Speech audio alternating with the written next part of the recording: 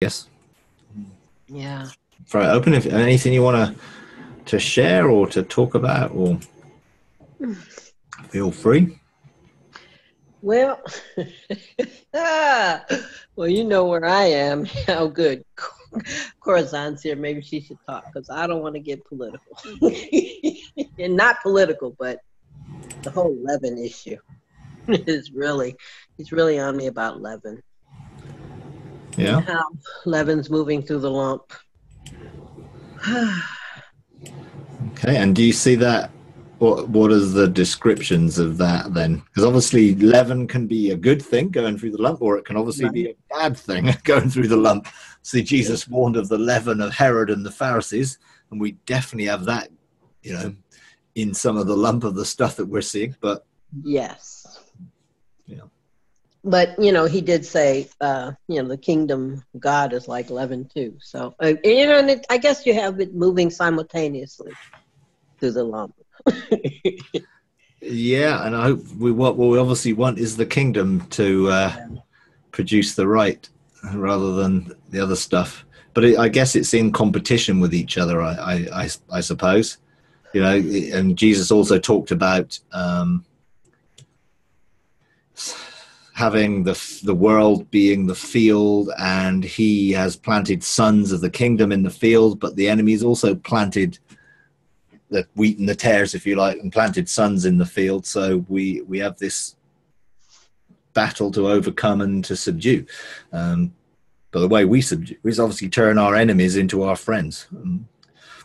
God turns his enemies into his footstool. So our way of conquering and overcoming is through love and change and transformation, as people come and embrace the fullness of who God is. So Yeah. But there's a lot of revealing of hearts going on, including, how he digs more things up in your own too. Yep. Which is the ultimate goal, personal goal anyway. But it's just the foreskins, the circumcision of the heart, the piercing of the ear. A lot of that's going on right now. And a lot of the opposite. Well, yeah, because I think God is drawing us closer and deeper, and you can't go closer to God and deeper to the fire of God's presence and his love without being changed. It's inevitable. If we go deeper with God, it will change us, transform us in a way which, is not always nice, is it?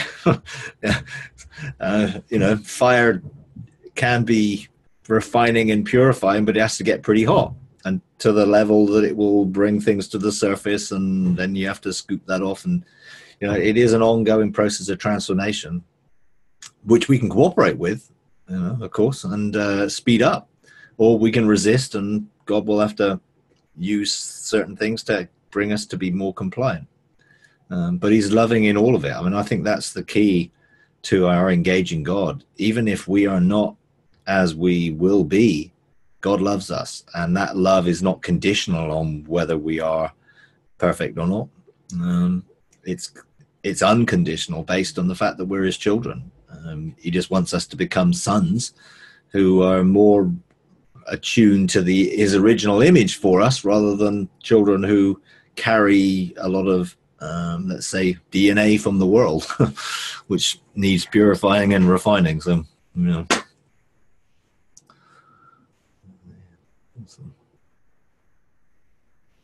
he has this laugh. He has this way of laughing when you know you're headed for, troubled waters, because he'll laugh. I mean, he warns you, and then he laughs, and you're okay, but you're like, oh gosh, what's going on?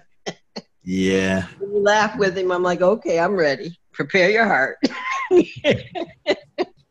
But he has the most, the funniest laugh. Yeah, for most of for me, it's like a knowing look. He has this look, and I know when he's looking at me like that, I know, oh, okay. What have I said? What have I done? What are you up to? Is this sort of look? But if he laughs for you, it is a particular laugh, isn't it? Yeah.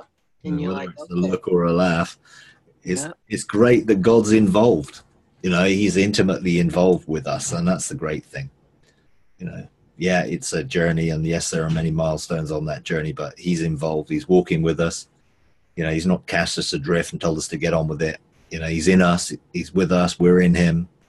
There is a transcendence and an immanence of relationship, which is drawing us deeper and deeper into who he is and who we are. We can't really know ourselves without knowing ourselves through him. We've tried to know ourselves through the world, and it doesn't work. It just causes more and more fragmentation and separation and fracturedness. But in him, there's more and more wholeness and peace and joy and love and all those amazing things that he wants us to experience. So, even though sometimes it's quite difficult. And through it all, you realize he really never goes anywhere. He is right there. Yeah. And, I thought I knew that before. And he reaffirms that always. I'm right here. What? I'm right here. What's your question? Even though he doesn't always answer every question. No, quite often I get more questions to my questions than answers to my questions. That creates more questions to ask. But I find that those things get answered in ways that I don't necessarily always understand until after. And some of the questions I give, in a sense, produced encounters that God reveals that I wasn't aware was even answering my question, but it was, and it does, and I think that's a good thing, that God doesn't always just answer our questions the way we think he should, but the way he knows we need. We've got Patricia on camera. Not sure about microphone yet, though. Let me see. Can you hear me? Yes, we can. And you don't sound like Mickey Mouse. I did before I went out and came back in. And I had it working yesterday afternoon. It's a new computer. So yesterday morning, I sounded like Mickey Mouse. And so I didn't say anything the whole meeting. And then yesterday afternoon, I downloaded the software like I should have in the first place. And I was working fine. And then this morning, I get in here and I'm Mickey Mouse again. And, I've got to get rid of this multi-personality.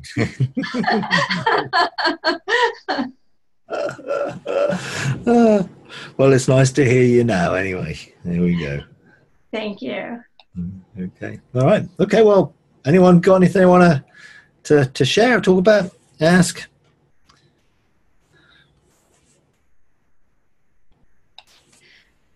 I have a way out there question. Okay.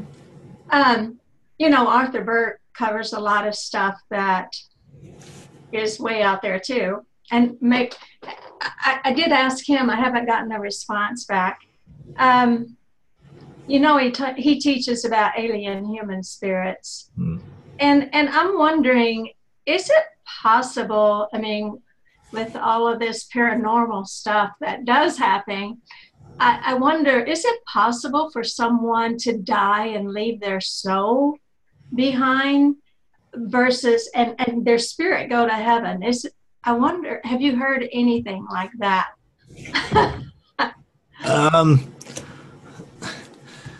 A while ago, I would have probably thought, no. But actually, I'm realizing that there are lots of things beyond what I personally understood before. So I do believe that the Bible teaches that when someone dies, their spirit goes to be with the Lord. Ecclesiastes says that there's a return. But if they don't know God in the soul, if they never made a relational connection to God, their spirit returns to him, but their soul can, it seems, hang around. And if their soul then goes to the place of God's presence and fire, it is for the refining of that soul so that it can rejoin the spirit and come back into wholeness in God when the choice is made. I certainly found that the biggest reason for people not choosing to accept God and enter a relationship with him is fragmentation of the soul, fracturedness of the soul, separation within us. And the alien human spirit thing, is it actually he talking about a spirit, or is he actually talking about the soul? Because the soul is a spiritual thing. It's not something you can see or touch or whatever. So it's made of spiritual information.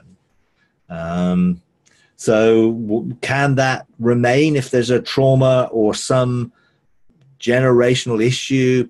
It seems that that's what Arthur Burke is dealing with and identifying, that it does seem that those things can have access to others. There must be a legal right, of course, for access. And he is obviously dealing with it to evict it. There are some people in the UK that were trained by Arthur Burke, but rather than evicting alien human spirit or soul or whatever they are preaching the gospel to them and seeing them respond. So rather than evicting them to wherever they go, they are preaching the good news, because they also believe that death is not the end of choice for people. So they are seeing good results with that. And I believe that, myself, having had those experiences, having gone into the fire, encountered my generational lines. The last time I went there, I went with a passion to preach restoration and reconciliation and reintegration in Christ. So I asked Jesus to come with me so that people could come and be engaged with him and find that reintegration of all their parts and all their stucks and all their altars and all their whatever you want to call them, that can be so extreme and can also be quite mild, but actually it creates double, triple, quadruple mindedness, which means people can't choose. Because I really struggled with, well, if you go to preach the good news to those who are in the fiery place, and some people will respond and some don't, why wouldn't everyone respond? I mean, it would be obvious to me that would they want to get out of that place? But because of their fracturedness, their brokenness, their stuckness, if you like, parts, they can't make a choice on behalf of the whole. So introducing them to Jesus, the peace, the one who can bring integration, reintegration, wholeness, caused a lot of response, way more than I'd ever seen before. And so I was, challenged to think, okay, then if people at that point are not able to choose because of that fracturedness and fragmentation, what about people now? Is that the reason most people now don't make a choice to engage God, or don't realize that God is at work with them because they're not whole? Therefore, we need to preach wholeness. We need to preach peace, the Prince of Peace. Engage people with Jesus in an encounter that brings them wholeness at the point of their salvation, at the point of when they engage God and know him. Then you won't have all this stuff afterwards where you've got to go through all this ministry to get people reintegrated, because they will have done that when they met him, because we will have engaged them in that. So I've been looking at, okay, well, how do we share the good news with people in its fullness to get people to respond relationally and encounter-wise with God when they meet him in encounter? Because our engagements with people, leading them to engage God, is very practical and experiential. It is close your eyes and picture a door and open the door and engage God.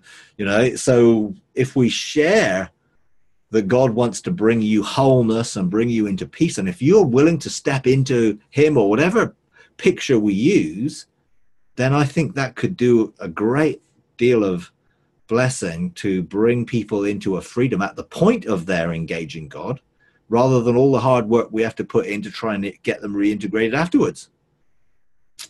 So I'm sort of mulling that over and meditating on that to realize, okay, well, what is it? What is the good news? How do we introduce people into God through that? So that's definitely something I can see. And the alien human spirit, the alien human soul, whichever one it is, Yeah, it certainly seems that there is a process that goes on. And when people die having never known Jesus personally, then I don't believe that that is the end of their choice. I believe their choice goes on. And when they're separated from the relationship that he has with them and they don't know it, engaging the fire of his presence is not a very pleasant thing. I mean, even engaging the fire of God's presence when you do know his love is a scary, scary thing for me. I mean, engaging the fire stones, engaging the fiery sort of judgment seat. I mean, it was really, really intense, you know. So engaging the fire of God's consuming fire of his presence and love without knowing him must be an intense thing. And that's what it feels like when you go and engage there. They're in anguish. There's an anguish that they're sensing and feeling because they don't know God's love, but the love of God is surrounding them in the sense of fire, and his consuming fire of his presence, wanting to consume in them, obviously, everything that's hindering them from knowing him, knowing his love. And I think fragmentation is one big area that is hindering. So, yeah. Okay, Pamela, you've got your hand up there. Yeah, we're working with an individual, I think we've talked with you about this before, who went into dimensions and all mirrors and all kinds of places to survive. And it was fragmentation that drove him there. And if we go back into autism, what God has shown us is that the communication system is blown out very early in infancy. And what I mean by that is the whole eye gate, ear gate, mouth gate, that whole communication system is fragged, which is what locks them into that inability to move beyond that developmental stage. So when you're talking, and you did this yesterday, not everything in me was just going, you pay attention, pay attention, pay attention. But throughout Scripture, it talks about be made whole. We've worked with this individual just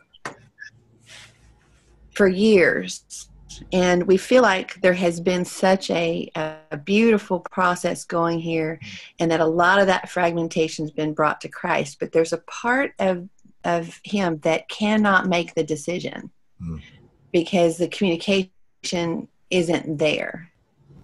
The fear is the only dominating emotion.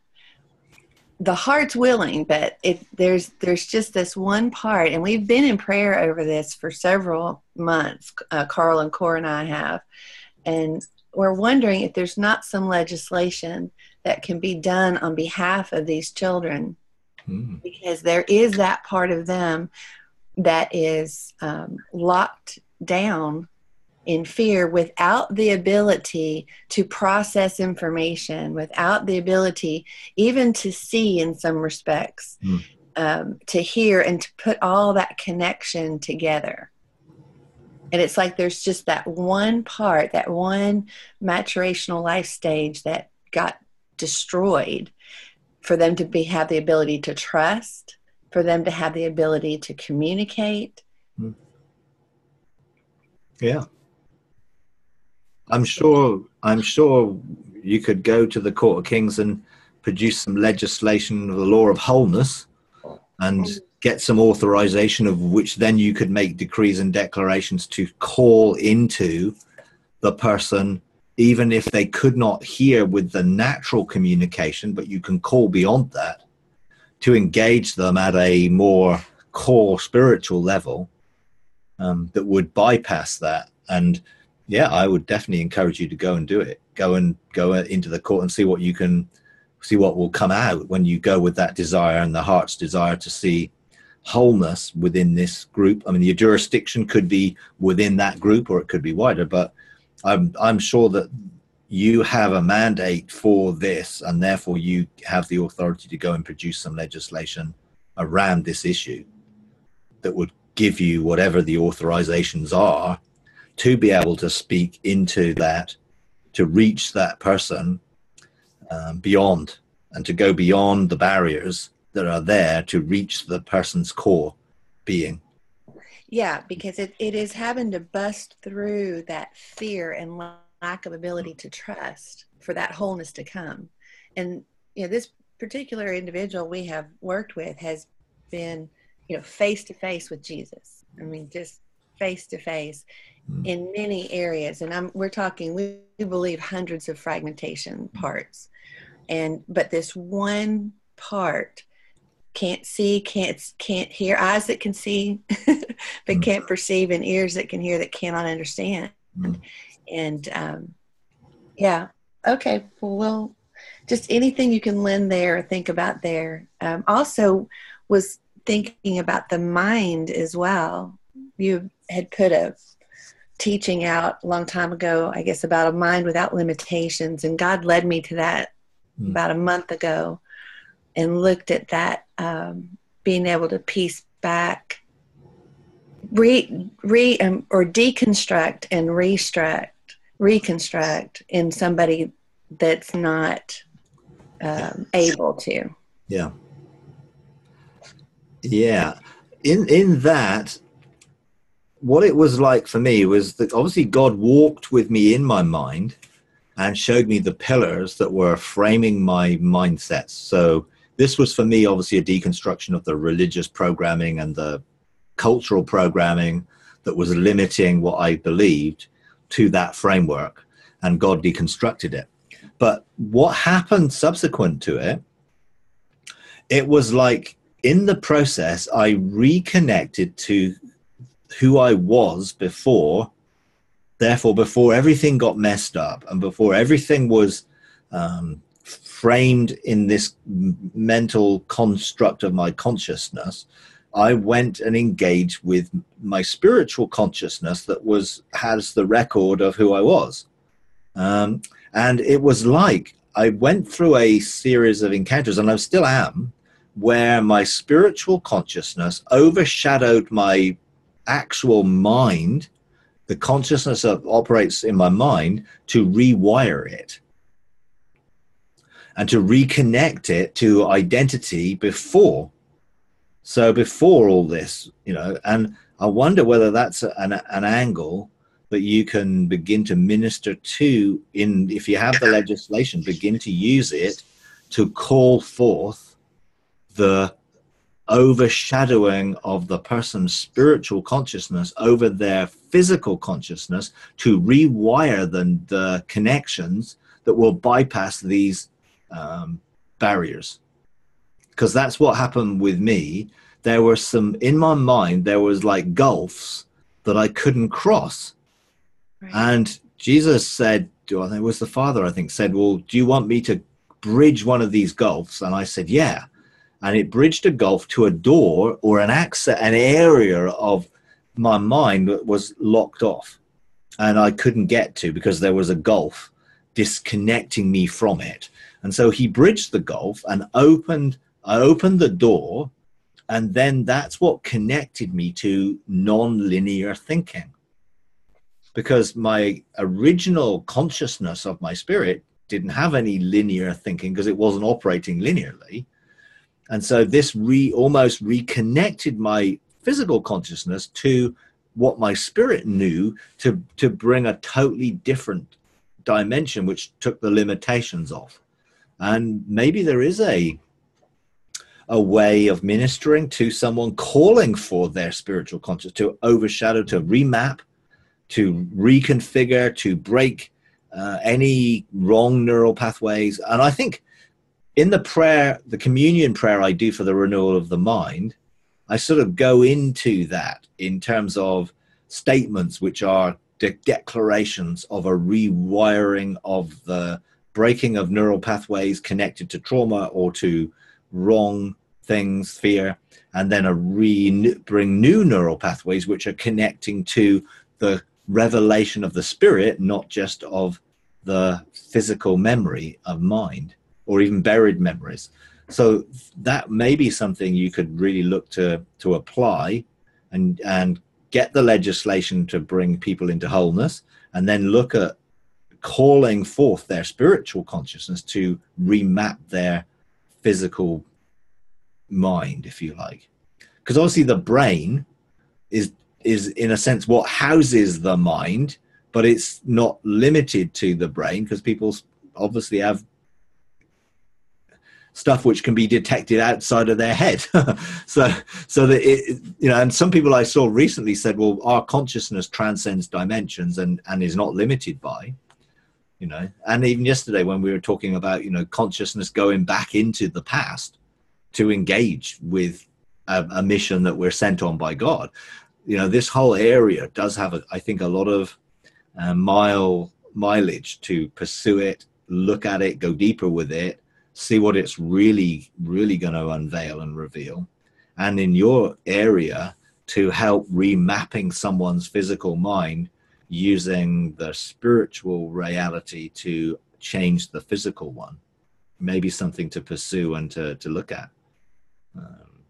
Yeah, I totally, I know that we're going the long way and the hard way, and there's an easier way that God's wanting to teach us for other people to be able to pass through, because all this happens to them before they have prefrontal cortex memory. They don't have memory of it, so the truth can't set them free.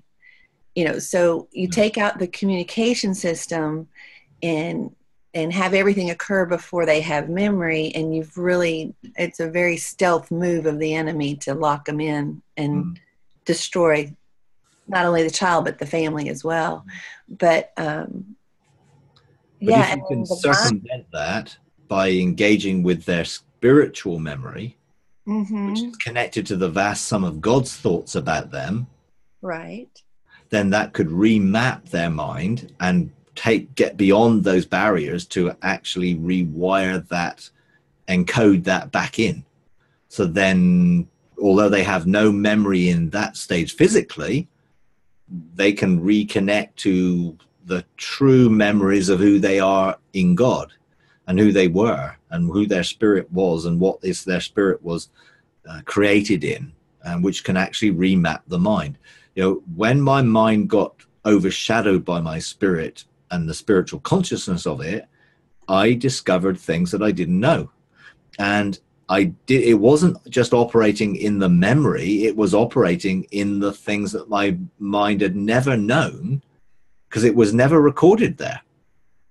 But it was like implanted back, almost like my spiritual consciousness overshadowed my natural or consciousness of the mind and imparted to it neural pathways to memories that were within my spiritual consciousness but never in my mind, but were implanted, and then I had connection to them ongoingly.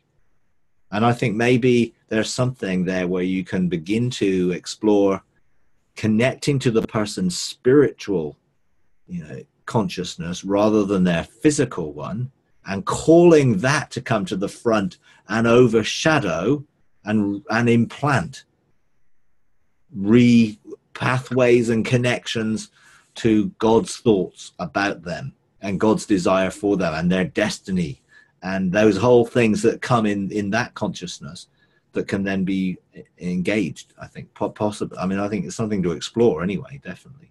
Well, and one thing, definitely, that is, I'm going to pursue, well, we will pursue all of this. But one thing, too, to understand is I believe it's kind of the opposite.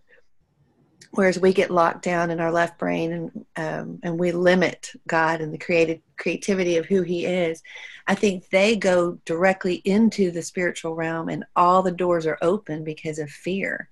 Mm-hmm. And so you have legions, that get involved. And so I think, and what we've been successful at is closing off the doors of the enemy through legislation and getting that off. But now here's this entire grid of the mind that is walled off, locked off, all of these different things. So painstakingly, piece by piece, we're bringing what we can, Jesus, into these areas. But there has to be a way to preemptively go in and open the possibilities up for love and for trust and for God. We explored going into the was, going back to the very beginning. Yeah. But it's going past the inability to trust. Yeah. That has been a barrier, the fear, and it's not demonic. It is just trauma. It's trauma. But the spirit has not had that trauma, and the spirit has memory of what it's like to trust God, and to be whole with God, and to be integrated with God, and to know the perfect love in which there is no fear. And if those memories can be the purity of the spirit. Yes. Yeah. If those memories can be inserted into our consciousness, then the memories will be there to be able to access, and therefore there won't be the need to fear, because actually there's the memory of where God is trustworthy, and where I've lived in love, and where I know I am loved, and where love is the essence of that relationship. So if those memories can be imparted, then they can then effectively be memories which are not replacing, but being there as never before, because those things were never able to be connected to because of the issues of what you're talking about in terms of development in the mind. So maybe there can be a remapping of the mind with those memories that then cause the person to be able to be in peace. And to know they can trust, because they did and have and do. The spirit does trust God, because it's come out of that place of being in him, in his heart, and created there. So connecting to their original creation and connecting them to the Yesod of God when they were given their destiny. I think it actually goes beyond them too. I think there is something else that he's doing along that same line. He, in a bench meeting that we were in on Monday, the Lord told us that he was setting up a communications grid in our community. Now, I don't have any understanding of what that is, so I just released the plan of the Lord, into the learning to trust without understanding. So just release that. But there's something else I believe he's doing in relation to what we're talking about, because, autism just means absorbed in self. And there's so many people that are traumatized and have been traumatized early, that these dysfunctions and inability to connect are so ingrained. So any revelation on a communications grid?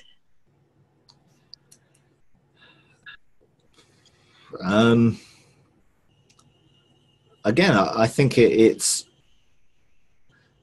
if this is for, in a sense, this group of people, or this people group, or this area, that's the jurisdiction, then a communications grid is where connections are made that give access to truth or communication of that truth. If it's a community, is that talking about the community which exists within somebody rather than the community which is external to somebody? Oh, that's good. So you could be then reconnecting to all the parts within somebody with a communication that connects them to the memories that were stored within their spirit, for instance, rather than the ones that were absent from their mind. So an absence of something creates this fear, whereas when they're connecting to the actual memory of their spirit, that would then open up for that communication to bring that reality to them.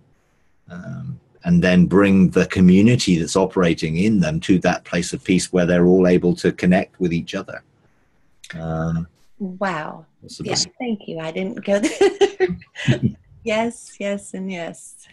Yeah. So, yeah. But keep pursuing it, and just, okay, what is the strategy for outworking it, and what are the download of what it is to effectively administrate that into individuals. And so others, as you say, can learn also to do it and to be able to use that as a therapeutic intervention, which goes beyond. And what I've also found, and actually looking at what we're looking to pursue here, is that light and sound can be integral in imparting that to people, because it goes beyond the communication and gets into the fragments of their being.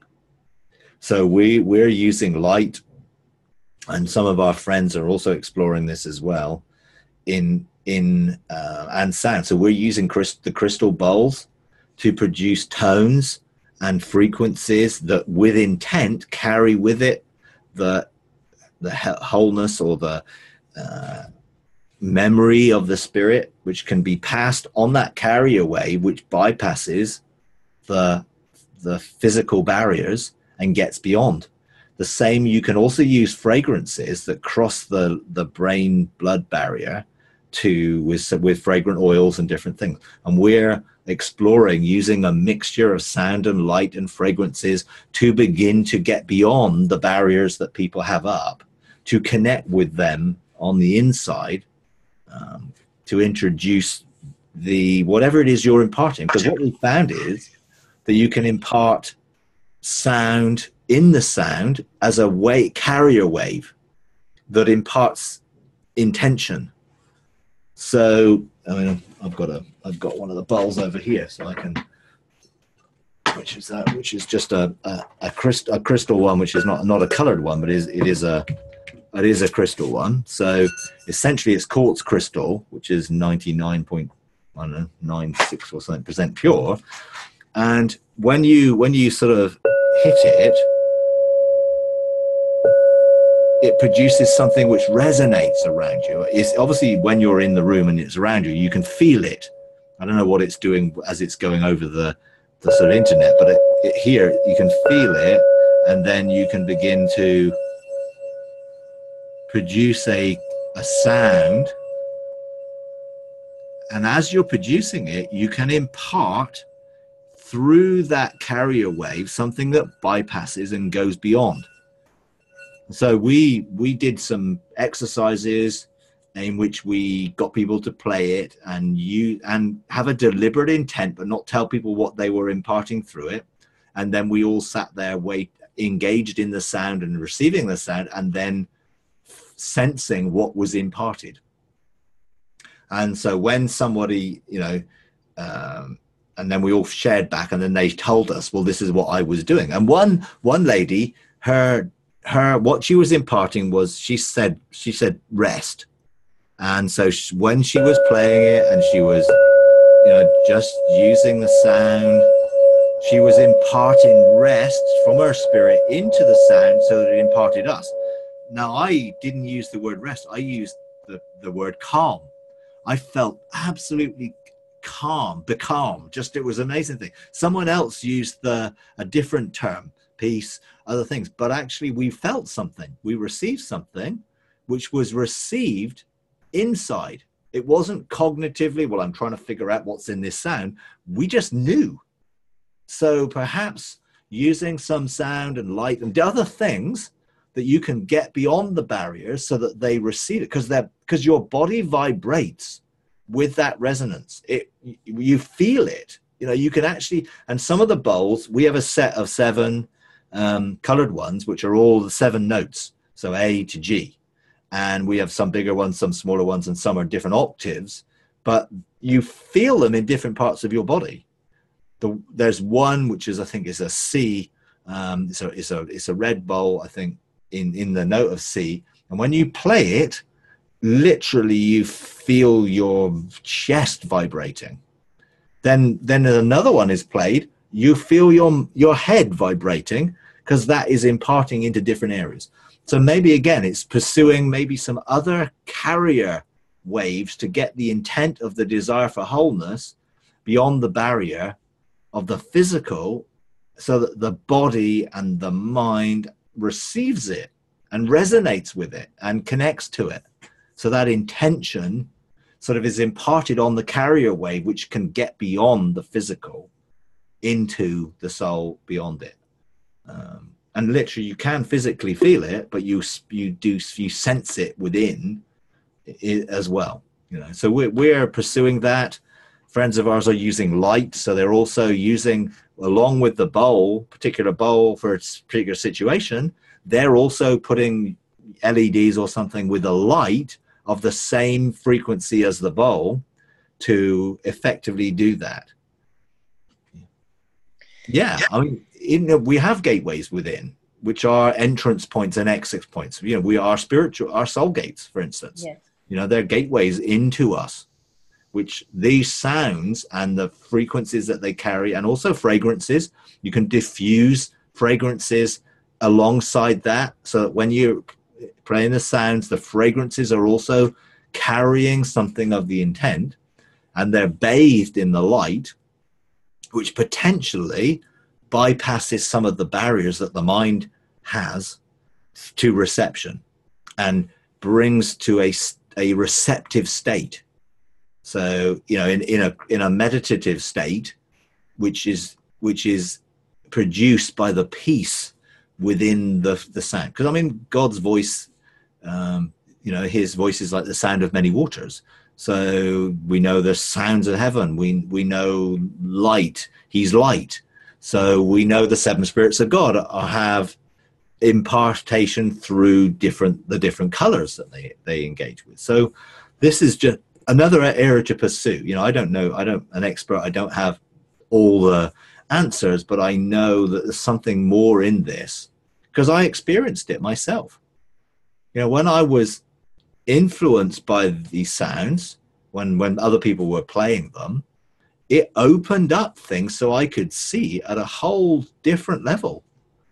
I could see beyond the natural realm. When this opened up, it opened up a portal to see things at into the sort of the spiritual realm, not to see what was in the spiritual realm, but what was in the core. I mean, it's difficult to describe, but I saw things at another level in operation because the sound opened up my spirit to engage something. And I'm sure that was probably the intent of those who were playing them. But, who knows? There's more to it. So, yeah, go ahead. I love that little hand thing. Yeah, you got your little hand up there. The Lord led us to the same things, different though. I love the bowl concept. I got introduced to one of those about 5 years ago at a convent. It was a heart bowl, and it was powerful. I mean, there was no denying the love that you felt when they were working with that bowl. But I'll look into that. But the Lord did lead us to solfeggio frequencies and to elements like magnesium, all the different elements as well. And what we've been doing with that is using a Bluetooth and having the child hold the Bluetooth with the frequencies. Now, I know that we've got some probably Wi-Fi issues there, but the vibration of sound is definitely where, and we've been looking and praying into getting a chair that will vibrate with sound, and or a board, something they can lay on, that they'll be able to just receive the frequencies into their being. But yeah, I might want to look at the bowls as well. But I know solfeggio is a key component. Another thing he's led us to, which is really unique, because he works, spirit, soul, and body. So there's, the triune that's going on for integration and wholeness. The body, he's given us something called an interactive metronome. And it is a device that was originally used for stroke victims so that they could recalibrate the brain. The brain could begin to get back into sequence and resequence the body. So we've seen some really, really good things with the body, because it's not something you can help somebody with. It's just like a sound that goes off that they have to find the rhythm of in their hands, in their feet. And it's incredible to see how discombobulated everything was, and how they can find it themselves given time. They just have to spend time with it, and then the body wants to reorganize. It wants to recalibrate, but it has to be given the tools to be able to do that. But I believe we're jumping the gun a little bit with the body if we don't have everything in the spirit realm lined up that we can for them. Yeah. Actually, some of the bowls you can actually get with elements in the crystal. So you can have manganese and magnesium and other things, and they produce different colors. So you can actually get bowls which are actually have elements within it that actually affect the frequency that's released. So, you know, I think these things are starting to manifest themselves, and we need to get, you know, into it and not be put off by, you know, those who are using it in a weird way, you know. Not that I guess our ways aren't particularly weird, they are, but, you know, in a sense, you know, the new age things that are there, they're only using things that are created by God. They're not creating something new. They're using, you know, why was the breastplate of the high priest had 12 stones on it? To help them make decisions, to receive the decision-making process through frequency of vibration through those particular stones. You know, it's like God introduced this. You know, we didn't make it up. He introduced this into creation with light and sound, and how crystals are able to encapsulate that and release it in a particular way. You know, I could hit a wine glass and it doesn't sound the same as a bowl, and because it doesn't resonate in the same way. Yes, I could, you know, produce a sound by rimming a wine glass, which people do and have fun with, but actually this is different. You feel this resonating in you and around you and through you, and there's something different about it, just the way it produced this resonant frequency that you can engage with. So I think there is more, and, you know, God is sort of unveiling bits by bits some things which then we can begin to pursue as we feel led, to unveil that and to take it deeper, you know. And I think the fragrances go with it, you know, that they have sort of a frequency which raises frequency within the body. There are certain ones that, you know, do that, you know, which again is part of the mix. I think there's all sorts of different things that we're beginning to engage with, which I think is beginning to open things up. And it's just finding that combination of things that will be effective in any particular situation, as, you know, as God leads into it, really. Yeah.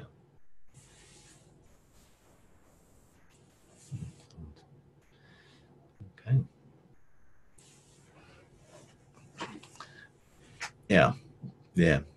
Definitely so. Yeah, because when I was always fascinated by, well, how do they do things thousands of years ago?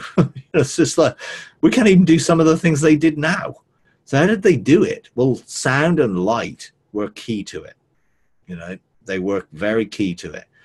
Using sound to move things, you know, because it has a capacity to carry stuff, and using light to manipulate things, cut things, do all sorts of things, and it's still, I think, available. Okay, yeah, you got your hand up there, Corazon. Yeah, this is so fascinating. My goodness, so much to take in. But I was wondering, with the bowls, the frequencies, the resonance, the fragrance, and all those things, there are times in our bench meetings, you know, we do all kind of things in the spirit, and as we know, not affecting the will of the person, but moving, shifting, rearranging things, circumstances, yeah, that actually give these folks an opportunity to begin to engage God. That's the purpose, you know, to be able to receive his love and begin to trust him and all that. So I was wondering if using these bowls, the frequencies, resonances, and all this stuff, if, you know, about using that when we're in prayer in our bench meetings and we're engaging with God, the four faces of God and just in his presence, if actually intentionally doing these things and releasing them into the spirits of our community, because our community, and I'm talking about those who come in to us that have given us permission just to go walk the distance, to go the distance with them, you know, and their children in every way. So releasing this into them for the purpose of opening up, reconnecting, all that we've been talking about today. You know, this community and these people who are affected by autism in particular, and those who are fragmented through trauma and just anyway, including SRA victims and, you know, things like that, even simple traumas. Their pieces and their parts are so affected. And I'm so glad you're going there, Mike, because we're finding that there are very few people today who are not fragmented. You know, just the traumas of life. I'm talking about just the simple traumas of automobile accidents and you know, major surgeries and things like that can even cause it. But actually begin to, through intention, release these things in our bench meetings. What do you think about that? Yeah, definitely. Because, I mean, you know, my testimony of releasing a blue light from heaven, people started to engage that blue light all over the world, you know? Yeah, we experienced that. So in a sense, actually doing it with actually a sound and releasing the intent or the decree with the sound, why not? Why not actually engage that and with that intent release it? I think it's absolutely fine to be able to do that, and to, you know, that sound is then resonating in the spiritual atmosphere, because you're not just releasing it in the physical atmosphere, then you're releasing it into the spiritual atmosphere, which can transcend time, space, distance, if you like. It's not just a physical thing, then that is still vibrating. You know, that blue light that I sent out is still out there, and people are still connecting with it, because it doesn't stop when you release it into the spiritual realm. And you're releasing into a particular sphere of jurisdiction that you have, your area of authority, so that it can be contained within the boundaries of your tent pegs, which then contains it to continue to focus into that. So definitely, I would definitely look to pursue that and see what happens. You know, it'd be interesting to hear what happened as a result of it, you know. Definitely. Yeah. Thank you. Can't wait to go there. Okay, awesome.